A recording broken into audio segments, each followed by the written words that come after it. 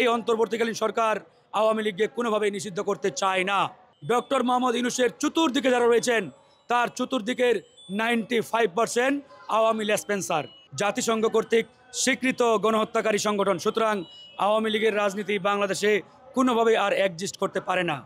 তো শুরুর দিকে তারা বারবার আমাদের আশ্বস্ত করেছে যে আমরা এ বিষয়ে চূড়ান্ত সিদ্ধান্ত খুব শীঘ্রই নিব, কিন্তু আসলে বাস্তবিক অর্থে আমরা দেখতে পাচ্ছি কোনো এক অজানা কারণে তারা সেই চূড়ান্ত সিদ্ধান্ত নেওয়া থেকে দূরে থেকে বরঞ্চ আওয়ামী লীগকে পুনঃপ্রতিষ্ঠা করার একটা মিশন তারা বাস্তবায়ন করছে। এর আগেও আপনারা দেখেছেন এই সরকারের গুরুত্বপূর্ণ দুইজন অ্যাডভাইজার তারা আওয়ামী লীগকে বাংলাদেশে রাজনীতি করতে দেওয়ার বিষয়ে বক্তব্য দিয়েছেন। কেউ কেউ বলেছেন আওয়ামী লীগ একটি ঐতিহ্যবাহী দল, তারা রাজনীতি করতে পারে, তাদের রাজনীতি করার অধিকার আছে, ইত্যাদি ইত্যাদি।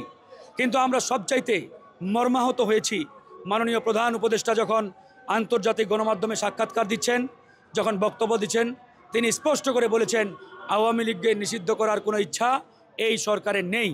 এই বক্তব্যের মাধ্যমে পরিষ্কার হয়ে গেছে এই অন্তর্বর্তীকালীন সরকার আওয়ামী লীগকে কোনোভাবেই নিষিদ্ধ করতে চায় না। তখন থেকেই মূলত আমাদের মধ্যে ক্ষোভের যে আগুন সেটি দাউ দাউ করে জ্বলে উঠেছে। আমরা কোনোভাবেই সহ্য করতে পারছি না, কোনোভাবেই মেনে নিতে পারছি না যে বিগত জুলাই আগস্ট বিপ্লবে এই ফ্যাসিস্ট আওয়ামী সরকার হেলিকপ্টার থেকে গুলি করে মাসুম বাচ্চাদের পর্যন্ত হত্যা করেছে, এদেশের ছাত্র জনতাকে হত্যা করেছে। 2000 ছাত্র জনতার রক্তের উপরে দাঁড়িয়ে আজকে ডক্টর মোহাম্মদ ইউনূস চেয়ারে বসে আছেন।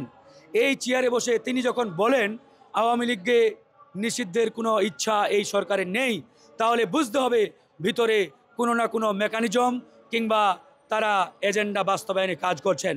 এখান থেকে আমাদের কাছে মনে হচ্ছে ডক্টর মোহাম্মদ ইউনূস তিনি একজন খাঁটি দেশপ্রেমিক, তা নিয়ে কোনো সন্দেহ নেই, এবং তিনি বাংলাদেশের এক মহামূল্যবান সম্পদ।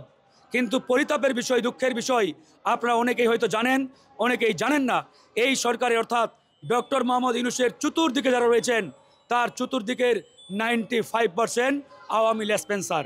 এই আওয়ামী লেসপেন্সাররা ডক্টর মোহাম্মদ ইউনূসকে পদে পদে ব্যর্থ করার জন্য এরা নানান ষড়যন্ত্র, নানান নীল নকশা বাস্তবায়ন অব্যাহত রেখেছেন। সেই জায়গা থেকে আমরা স্পষ্ট করে বলেছি যে ডক্টর মোহাম্মদ ইউনূসের সরকার যদি সফল করতে চাই তাহলে অবশ্যই উনার চতুর্দিকে আওয়ামী দোসরদের হটাতে হবে। উপদেষ্টা পরিষদে ইতিমধ্যে যে সকল আওয়ামী উচ্ছিষ্টভোগী উপদেষ্টা নিয়োগ পেয়েছেন তাদেরকে হটাতে হবে, অন্যথায় ডক্টর মোহাম্মদ ইউনূসকে কোনোভাবেই তারা সফল হতে দেবে না।